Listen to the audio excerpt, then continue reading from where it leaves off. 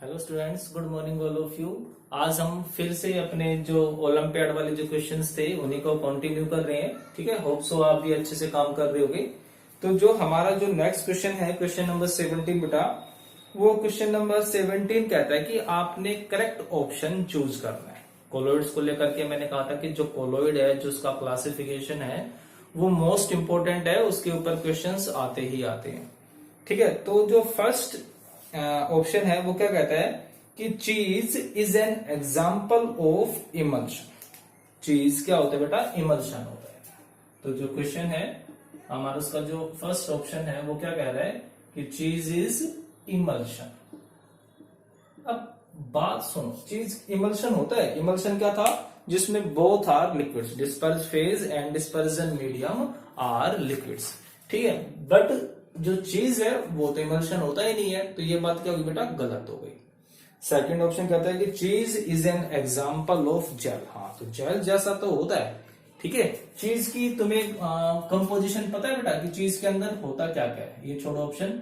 अगर मैं बात करूं कि चीज अगर आपने अच्छे से पढ़ा है तो जो चीज होता है, ठीक है, आप एक टाइप से जेल कह सकते हो जिसके अंदर डिस्पर्स्ड फेज, डिस्पर्स फेज क्या होता है? लिक्विड होता है, and dispersion medium is solid होता है। ठीक है, मतलब कि लिक्विड बहुत थोड़ा सा होता है और जबकि जो सॉलिड है वो बहुत ज्यादा होता है। ठीक है, तो हमने ये जो 8 टाइप के कोलोइड्स पढ़े थे, ये मोस्ट इंपोर्टेंट है। अगर आप एनटीएस या किसी अच्छे एग्जाम के बारे में सोच रहे हैं तो वो एग्जाम्पल्स के साथ बहुत अच्छे से याद होने चाहिए टाइप उसकी। ठीक है, तो ये जब ऑप्शन देखोगे तो ये डी ऑप्शन है। मतलब कि हमारा डी ऑप्शन क्या कहता है कि cheese is an example of gel in which disperse phase is liquid and dispersion medium is solid. ठीक है, नेक्स्ट क्वेश्चन आता है what type of colloid system is fog. जो फोग होती है, फोग भी क्या होता है बेटा? एक टाइप का कोलोइड होता है ना। जो फोग होता है is also a type of colloid. तो अब उसमें ये कह रहा है कि भाई फोग के अंदर डिस्पर्ज फेज कौन होगा और डिस्पर्जन मीडियम कौन होगा। किसके अंदर बात कर रहे हैं हम? फोग के अंदर की बात कर रहे हैं। तो जो फोग है, फोग के अंदर डिस्पर्ज्ड फेज एंड डिस्पर्जन मीडियम। अब फोग जो था, अब फोग किसका टाइप था? सोचो, एरोसोल नहीं था कि फोग के अंदर जो लिक्विड होता है वो कम होता है और जो गैसेस होती हैं वो ज्यादा होती है। तो लिक्विड इन गैस, मतलब कि जो डिस्पर्स फेज होगा वो लिक्विड होगा और जो डिस्पर्जन मीडियम होगी वो गैस होगी। तो करेक्ट आंसर जो हमारा बी ऑप्शन है वो हमारा करेक्ट आंसर हो जाएगा। अब जो नेक्स्ट क्वेश्चन है वो इंपॉर्टेंट क्वेश्चन है। वो पूछ रहा है कि भाई कुछ हमने मिक्सचर्स दिए हुए हैं और फिर उन मिक्सचर को सेपरेट करने की टेक्निक्स दी हुई है और हमने उनको करेक्ट मैच करना है। ठीक है, हमारे पास क्या क्या गिवन है? हमारे पास कुछ एक मिक्सचर्स हैं और उनको सेपरेट करने की टेक्निक है। तो जो क्वेश्चन नंबर जो 19 है, एक जो कॉलम बनाया हुआ है वो है मिक्सचर्स का। जो सेकंड कॉलम है बेटा वो है सेपरेशन टेक्निक। सेपरेशन टेक्निक, तो फर्स्ट है इंक। ठीक है, सेकंड जो है वो है liquid air, liquid air. Third जो ऑप्शन है हमारे पास कॉपर सल्फेट एंड वाटर। और जो फोर्थ ऑप्शन है हमारे पास वो है बेटा एसीटोन एंड वाटर। ठीक है, अब इसके जो सेपरेशन टेक्निक्स हैं कौन कौन सी हैं? फर्स्ट है डिस्टिलेशन, डिस्टिलेशन। सेकंड जो है वो है बेटा evaporation and crystallisation, evaporation and crystallisation.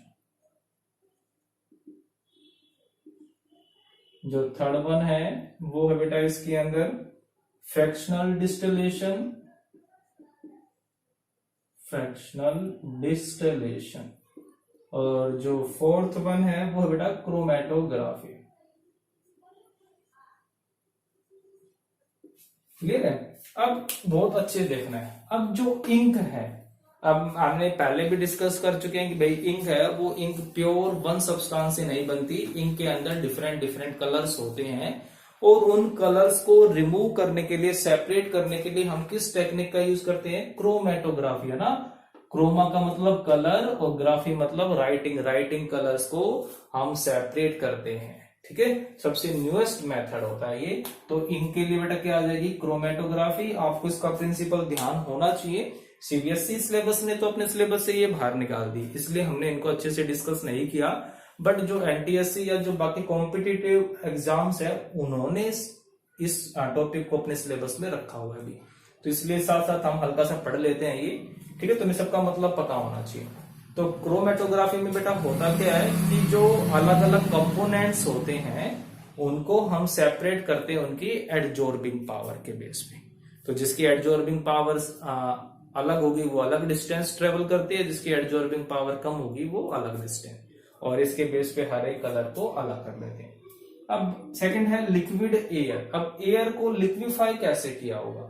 अब जो एयर है हम जानते हैं ना, गैसियस फॉर्म में, गैस को लिक्विड में कन्वर्ट करने के लिए हाई प्रेशर और लो टेम्परेचर अप्लाई किया जाता है, उससे वो लिक्विड फॉर्म में आ जाएगी। अब उस लिक्विड फॉर्म में ऑक्सीजन भी है, नाइट्रोजन भी है, CO2 गैस भी है और इनर्ट गैसेस भी हैं। तो उनको सेपरेट, अब उनका जो बॉइलिंग पॉइंट है ना, अब सोचो भी जो गैसेस जो लिक्विड फॉर्म में सब आपस में घुली हुई है, मिसिबल है, और इनका जो बॉइलिंग पॉइंट का डिफरेंस है वो 25 डिग्री सेल्सियस से बहुत कम होता है। तो कैसे सेपरेट करेंगे? फ्रैक्शनल डिस्टिलेशन, ठीक है। तो आप इसको याद रखो कि जब हमारे पास कोई मिक्सचर है लिक्विड्स का और वो लिक्विड का बॉइलिंग पॉइंट का डिफरेंस 25 है उससे कम है, तब हमेशा का यूज होगा? Fractional distillation. नेक्स्ट आता है हमारे पास कॉपर सल्फेट और वाटर। अब कॉपर सल्फेट एक सॉलिड होता है बट वो वाटर में पूरी तरह से घुल जाता है, तब उसको सेपरेट हम किस मेथड से करते हैं? Evaporation and crystallisation. इसमें क्या होगा? अभी हमारे पास एक बीकर है, उसमें हमने कॉपर सल्फेट डाल दिया, ठीक है। अब हम क्या करेंगे? उसको हीट करेंगे। उस हीट करने से क्या होगा बेटा? जो वाटर होगा ना, वो वाटर वेपर क्या होंगे, वो सॉरी जो वाटर होगा वो वेपर्स की फॉर्म में निकल जाएगा वहां से, और पीछे क्या बच जाएगा? एक लिक्विड ही बचेगा, ठीक है। और उसके अंदर कॉपर सल्फेट के बहुत सारे पार्टिकल होंगे। फिर हम कौन सी प्रोसेस लगाएंगे? क्रिस्टलाइजेशन। मतलब कि क्या करेंगे? जब मैक्सिमम वाटर इवेपोरेट हो जाएगा, जब हल्का सा पानी बच जाएगा, तो हम क्या कर देंगे? उसको कुछ घंटों के लिए, 10 से 20 घंटों के लिए उसको रख देते हैं, और फिर जब हम देखेंगे तो क्या मिलेगा? सॉलिड अलग हो गया होगा, क्रिस्टल्स बन जाते हैं उसके, और लिक्विड अलग हो जाता है। उस लिक्विड को हम क्या बोलते हैं? Mother liquor. उस मदर लिक्वर को हम फेंक देंगे और हमारे पास क्या आ जाएगा? प्योर कॉपर सल्फेट, ठीक है। तो ये तुम्हारी जो 9th लेवल में है, तो प्रैक्टिकल फाइल में भी एक्सपेरिमेंट होता है, तो अगर जैसे स्कूल लगते हैं तो तुम इसको अपनी क्लास में भी करके देखोगे। तो कौन सी प्रोसेस होगी बेटा यहाँ पे?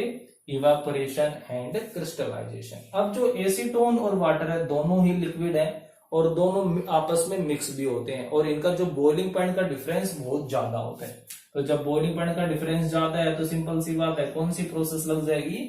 Distillation process. क्लियर है? समझ में आ गया ना ये? तो इसको आपने बहुत अच्छे से करके देखना है। अब जो हमारा जो क्वेश्चन है जो लास्ट है बेटा, तो उसमें क्या कहता है कि फिर से 2 कॉलम्स बनाए हुए हैं और उन दोनों कॉलम्स को ही मैच करना है, ठीक है। कॉलम फर्स्ट है जिसमें टाइप ऑफ कोलॉइड्स हैं, और जो कॉलम सेकंड है उसमें एग्जाम्पल है। मतलब कि देखो कोलॉइड्स के ऊपर कितने सारे क्वेश्चंस उठते हैं, तो उनको आपने कोलॉइड्स को तो मेन प्रायोरिटी देनी है, ठीक है। कॉलम 1 है और कॉलम सेकंड है। Column first, column second. Column first में क्या क्या लिखा हुआ है? फॉर्म, ठीक है, एरोसोल और जेल, इमल्शन एंड सॉल्ट। और इधर लिखा हुआ है बटर, फेस क्रीम और milk of magnesia. Milk of magnesia हम पहले भी डिस्कस कर चुके हैं। स्पंज और ऑटोमोबाइल्स एग्जॉस्ट, ऑटोमोबाइल एग्जॉस्ट, ठीक है बेटा। तो ये हो गई हमारे पास। अब जो फॉर्म है, फॉर्म क्या होता है? आपने देखा होगा फॉर्म। तो फॉर्म होता है गैस इन सॉलिड, मतलब मेन तो सॉलिड होता है, उसके अंदर एयर होल्स होते हैं जिसके अंदर गैस भरी हुई होती है, तो क्या हो गया वो गैस इन सॉलिड। अब गैस इन सॉलिड इसमें से कौन होगा, स्पंज है ना, तो वही हो गया ना फॉर्म का एग्जांपल क्या हो गया बेटा, स्पंज हो गया। स्पंज भी वही सेम होता है, गैस इन सॉलिड, कि जो एयर होल्स होंगे उसके अंदर एयर भरी हुई होती है, गैस इन सॉलिड। दूसरा आता है एरोसोल। एरोसोल का मतलब क्या होता है कि जिसमें डिस्पर्जन मीडियम एयर हो, चाहे उसको आप सॉलिड इन गैस बोल सकते हो या फिर उसको आप लिक्विड इन गैस बोल सकते हो, वो क्या बन गया हमारा एरोसोल हो गया। तो अब एरोसोल ऑटोमोबाइल एग्जॉस्ट, मतलब कि ऑटोमोबाइल से जो बाहर धुआं निकलती है, तो एक्चुअल में क्या है वो सॉलिड इन गैस का ही तो एग्जांपल है, धुआं निकल रही है तो मैक्सिमम कौन हो गई, गैस हो गई, और उसके अंदर कार्बन के पार्टिकल्स होते हैं। तो एरोसोल का एग्जांपल क्या हो बेटा, ऑटोमोबाइल एग्जॉस्ट हो गया। नेक्स्ट आता है हमारे पास जेल। जेल का मतलब अभी पढ़ा था ना हमने, जेल क्या होता है, लिक्विड इन सॉलिड, लिक्विड कम होगा बट सॉलिड बहुत ज्यादा होगा। तो लिक्विड इन सॉलिड का एग्जांपल कौन सा होता है बेटा, बटर होता है, बटर कह लो, चीज कह लो, वो सब इसी कैटेगरी में आते हैं। इमल्शंस क्या होते हैं, जिसमें दोनों के दोनों लिक्विड होते हैं, है ना, हमने दो टाइप के लिक्विड इमल्शन पढ़े थे, लिक्विड वाटर इन ऑयल और ऑयल इन वाटर। तो उस इमल्शन का एग्जांपल क्या हो गया बेटा, फेस क्रीम हो गया। और लास्ट बचा हमारे पास सोल। अब ये सोल क्या होता है, सोल होता है बेटा सॉलिड इन लिक्विड, सॉलिड कम होगा लिक्विड ज्यादा होगा, और इसका सबसे अच्छा एग्जांपल कौन सा बेटा, मिल्क ऑफ मैग्नीशियम। तो ये जो कोलॉइड्स हैं, ये जो टाइप थी और इनके एग्जांपल थे, ये आपने बहुत अच्छे से रीड करने हैं, पढ़ने हैं ये, ठीक है। तो यहाँ पर अपना जो चैप्टर था वो लगभग फिनिश हो गया, हमने मैक्सिमम ऑफ क्वेश्चंस भी डिस्कस किए हैं, ठीक है। तो अब भी अगर कोई डाउट रहता है तो आप मुझे मैसेज कर सकते हो, ठीक है। Okay, thank you.